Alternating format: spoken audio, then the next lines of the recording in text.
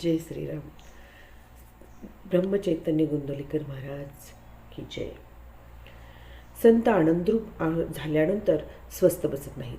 ते ज्या लीला करतात त्या जगाच्या कल्याणासाठी असतात. त्यावेळीही ते आपल्याला मूळच्या आनंदातच असतात. ते स्वस्थ बसलेले दिसले तरी जगाचे कल्याण करीतच असतात. आपण धडपड करून फुकट मरतो, त्यापेक्षा ते स्वस्थ बसून जिवंत राहतात. हे केव्हाही चांगलेच होय. संत आनंदरूप झालेले असल्यामुळे त्यांच्या वचनानुसार आपण जाऊया.